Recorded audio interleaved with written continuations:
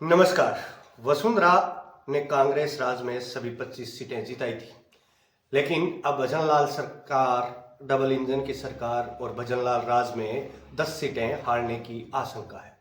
राजस्थान की पूर्व मुख्यमंत्री वसुंधरा राजे।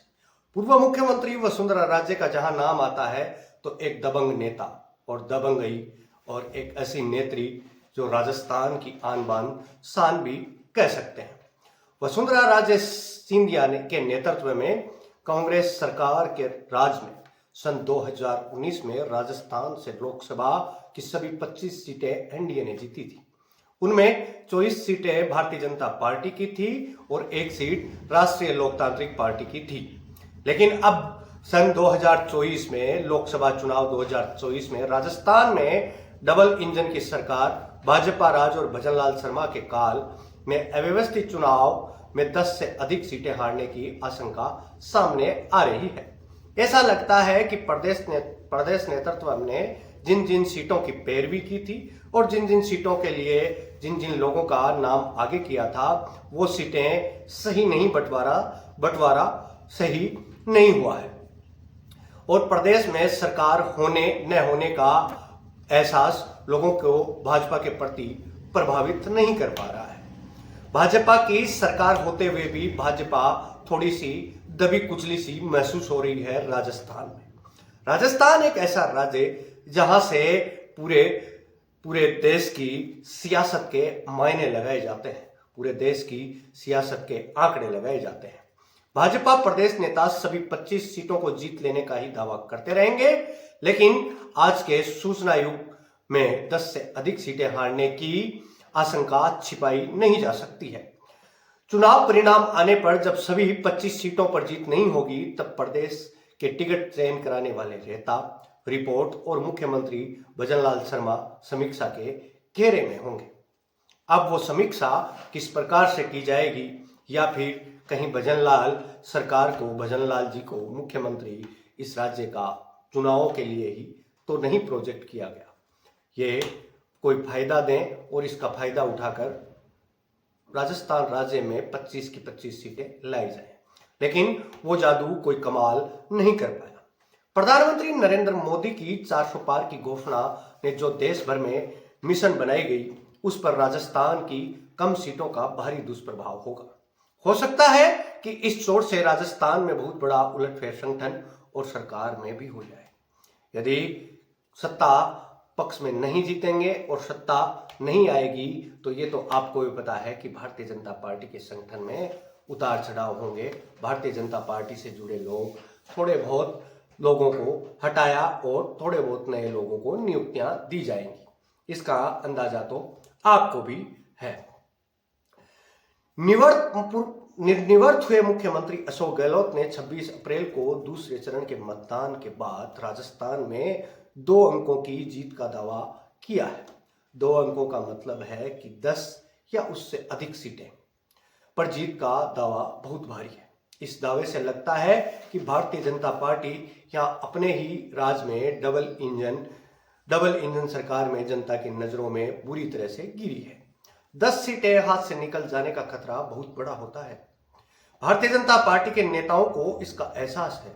राजस्थान प्रदेश के बादशाह बने नेताओं ने विधानसभा चुनाव के वक्त सही रिपोर्ट ऊपर के केंद्रीय नेताओं को नहीं भेजी, जिसके कारण टिकटों का गलत निर्धारण हुआ है और चुनाव परिणाम प्रभावित होगा।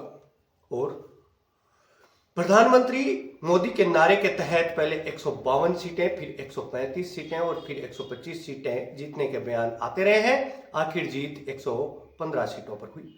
इन सीटों को हारने का कारण जयपुर नेताओं की गलत रिपोर्ट दिल्ली भेजना था, गलत नेताओं का नाम भेजना था और टिकट दिलवाना था।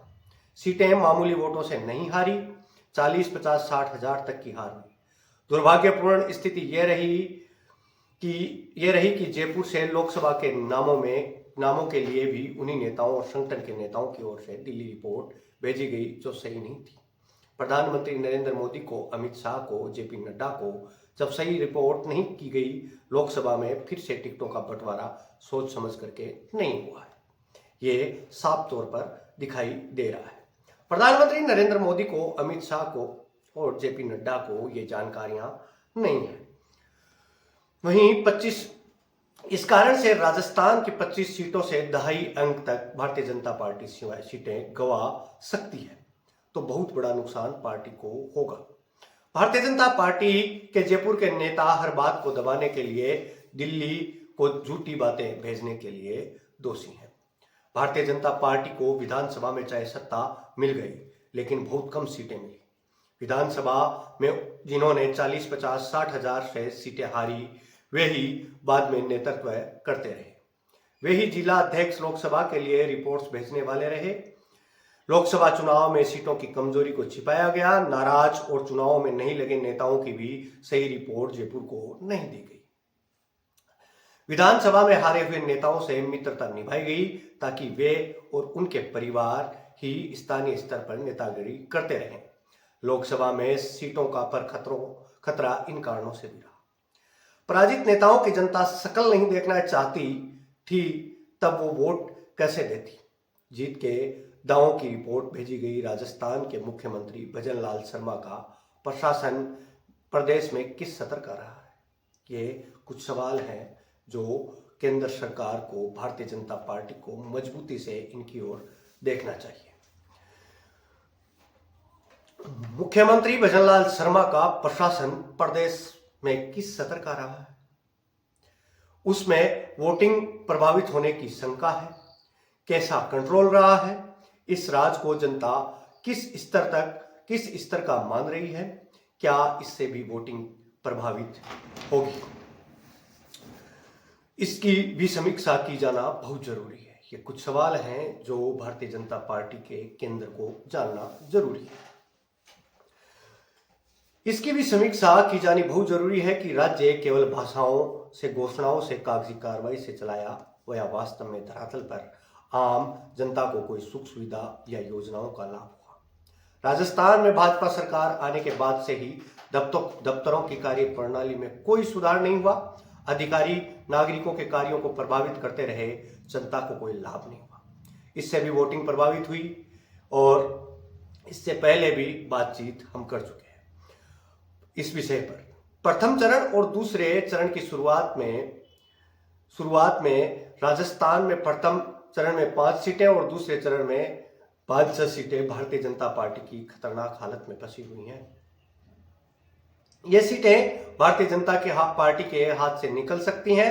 कारण भी बताया गया था कि प्रधानमंत्री नरेंद्र मोदी के नाम से वोट मिलेंगे, इसलिए भाजपा के नेता कार्यकर्ता घरों से बाहर नहीं निकले, मतदाताओं से संपर्क ही नहीं किया।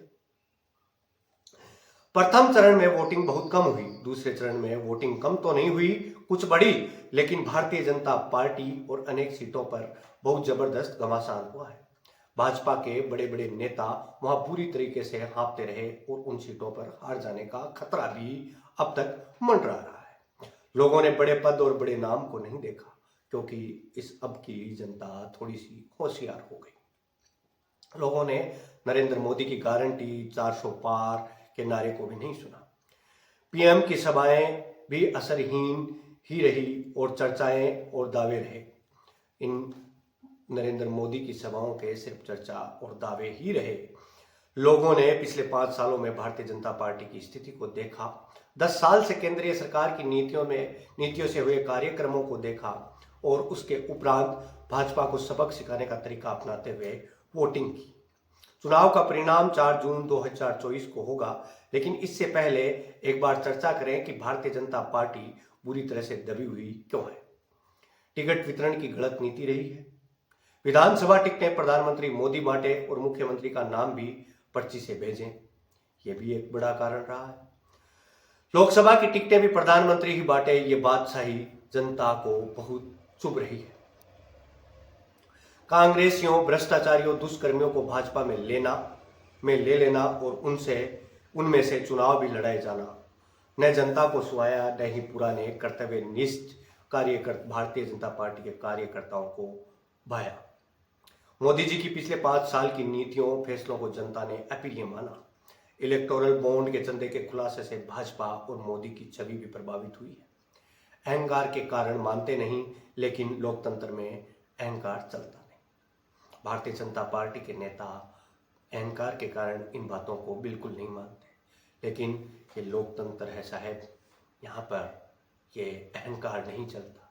अहंकार अहम को आपको छोड़ना होगा यदि आप राजनीति में हैं। ये खबर आपको कैसी लगी, ये स्क्रिप्ट आपको कैसी लगी, इसके बारे में आप राय दीजिएगा अपनी कमेंट बॉक्स में कमेंट करके बताइएगा। और यदि आप यहाँ तक आए हैं तो इस चैनल को अब तक आपने सब्सक्राइब नहीं किया है तो मेरा आपसे निवेदन है, अभी जाइए और इस चैनल को सब्सक्राइब कर लीजिए। और इस वीडियो को पसंद कर रहे हैं तो लाइक कीजिए, कमेंट कीजिए और अपने दोस्तों के साथ शेयर कीजिए। अभी मैं आपसे विदा लेता हूँ।